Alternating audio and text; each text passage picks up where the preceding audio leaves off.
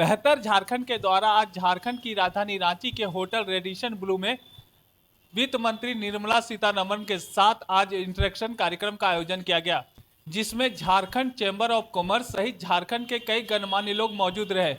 मौके पर वित्त मंत्री ने क्या कुछ कहा, साथ ही साथ बाबूलाल मरांडी जी ने क्या कुछ कहा, आइए आपको सुनाते हैं। ये हर पेन का रेंट सीकिंग, हर सिग्नेचर का पैसा मांगना, ये सब बंद होना। पूरे देश में लोग बोलते हैं कि ईडी और सीबीआई सभी जगह ऑपोजिशन पार्टी, दुख से कहना पड़ रहा है कि दीवार तक कैश, पाताल तक कैश झारखंड में मिल गया। और दो जो उदाहरण टॉप में है,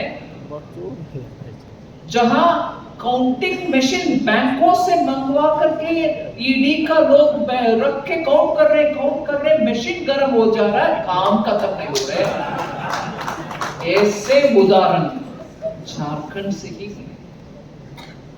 मैं इसीलिए आपके सामने उसको हम हंसी मजाक से बोल रहे हैं, मगर दुख से हम सोचना चाहिए, क्या यही है झारखंड का हालात? हमारा नसीब यही है झारखंड में?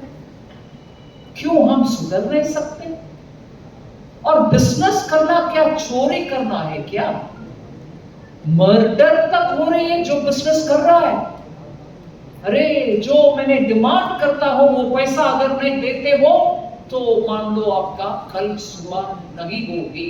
ऐसे क्राइम का बिजनेस करने वाला स्टेट के लिए अच्छा है, वेल्थ क्रिएट कर रहा है और लोगों को रोजगार दे रहा है, उनको खत्म करके क्या हम साबित कर रहे हैं स्टेट में?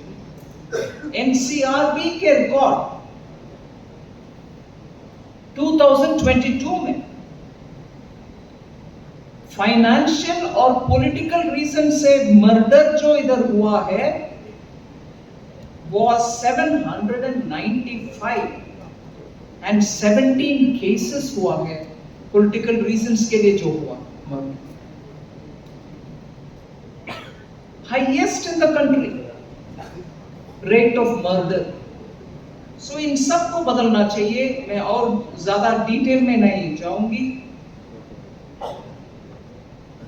माइग्रेशन एक सीरियस प्रॉब्लम, पर्टिकुलर आज अच्छी सड़कें हैं और इसको अच्छी करने की जरूरत है, क्योंकि हम अगर इसको नहीं ठीक करेंगे तो फिर हम इसकी कल्पना नहीं कर सकते। लोग वहीं जाते हैं जो सब कुछ ठीक ठाक लोग देखते हैं।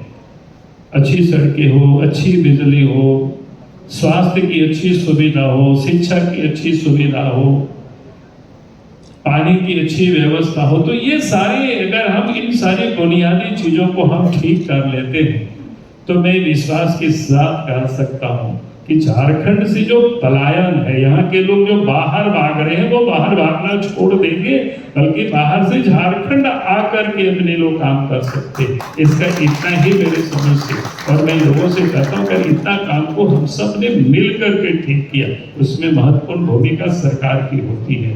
तो इतना काम हो जाए तो बाकी काम तो अपने आप हो जाएगा। आज भी मैं देखता हूँ, मैं अपने इलाज के थोड़ा एक रूटीन टेकअप को लेकर के हम चले गए थे एक बार हैदराबाद, अभी होली की छुट्टी में, क्योंकि यहाँ होली बहुत होता है, समय नहीं मिलता है, तो हमने कहा कि होली, तो वहाँ जो हॉस्पिटल में लोगों ने बताया कि 40% पेशेंट या तो बिहार से है या झारखंड से है या बंगाल से है।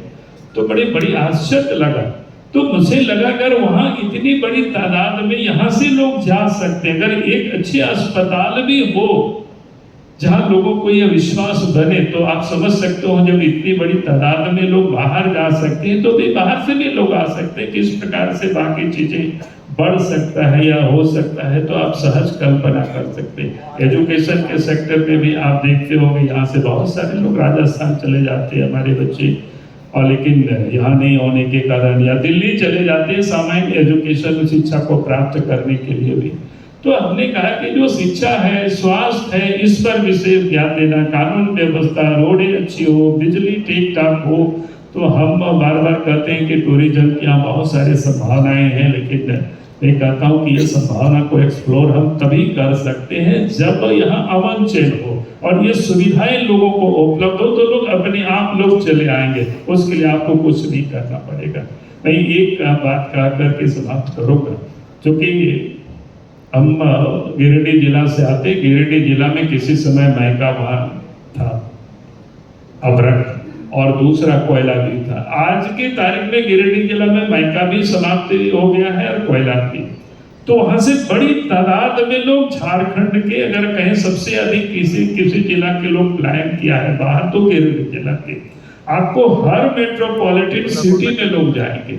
हम सब लोग कहीं भी जाते हैं, पता चल जाता है तो सैकड़ों क्या हजारों लोग इकट्ठे हो जाते हैं। कभी कभी हम लोग मीटिंग वगैरह भी कर लेते हैं, तो जानो, तो फिर उन लोगों से बात करते क्या हो, तो लोग बताते क्या है कि भाई हम लोग तो बैग बनाते हैं, बच्चों का जो बैग होता है। मैंने कहा कि बच्चों का बैग बना, तो इसके लिए आप यहाँ मुंबई में पड़े हुए, तो ये तो काम वहां भी कर सकते हो। बोला कि हाँ कर सकते हैं, फिर यहाँ क्यों आए हो? तो ये उन लोगों का एक ही कहना था कि भाई एक तो यातायात की सुविधा ठीक नहीं, फिर बिजली ठीक प्रकार से मिलता नहीं। अगर 24 घंटा बिजली मिल जाए, अच्छी क्वालिटी की बिजली मिल जाए, तो फिर हम सब लोग वहीं कर सकते हैं। वहां तो कम पैसा में अपनी घर है, सब कुछ है। कहने का मतलब मेरा इतना ही है कि अगर ये इंफ्रास्ट्रक्चर इसको हम ठीक कर लिए, तो मैं नहीं समझता हूं कि फिर लोग बाहर की ओर लोग पलायन करेंगे, बाहर जाने को लोग मजबूर नहीं होंगे। फिर झारखंड में ही रोजगार की अवसर भी पैदा होंगे और यहाँ पूंजी भी निवेश होगा और यहाँ के लोगों के पास जो सामर्थ्य है उसका भी लोग उपयोग कर पाएंगे। तो ये हमारे यहाँ ये संभावनाएं सब कुछ है और बेहतर झारखंड बनाने की जो पोटेंशियल है, जो उसकी क्षमता है, उसको हम बढ़िया से एक्सप्लोर कर सकते हैं। तो इसलिए मुझे लगता है कि बेहतर झारखंड बनाने के लिए आप सब लोगों में सामर्थ्य है, आप सब में ताकत है। मैं सबको यहाँ पहचानता हूँ, एक लोगों को, और उनकी क्षमता को मैं जानता हूँ। व्यक्तिगत स्वरूप से भी लोग मिलते हैं, तो जितना वो लोग बताते हैं तो सुनकर के तो लगता है कि भाई, ये लगता है कि 2, 4, 5 साल में झारखंड कहाँ से कहाँ पहुँच सकता है। हम देश में वो जो विकसित राज्यों की कतार में हम आकर के खड़े हो सकते हैं। वो सामर्थ्य है, वो ताकत है। और मैं कहता हूँ बाहर से आने की जरूरत नहीं, यहीं के लोगों के अंदर भी ही उतना क्षमता है। सिर्फ उसको थोड़ी सी हमें प्रोत्साहित करने की, थोड़ा सपोर्ट करने की और उन सुविधाओं को उपलब्ध कराने की जरूरत है। और इसलिए आज के तारीख में जो एक पहल किया है लोग बेहतर झारखंड की, तो बेहतर झारखंड सिर्फ इस पहल नहीं, आप सब लोगों की पहल करना पड़ेगा, आप सबको शुरू करना पड़ेगा। और इसलिए मैं कहूँगा कि आप निराश मत होना, हताश मत होना। कभी कभी निराशाजनक लोग बात करते हैं, भाई यहाँ कानून बहुत खराब है, क्या करे, लगता है कि छोड़ के चले जाए। तो भागना नहीं, हम सबको डट कर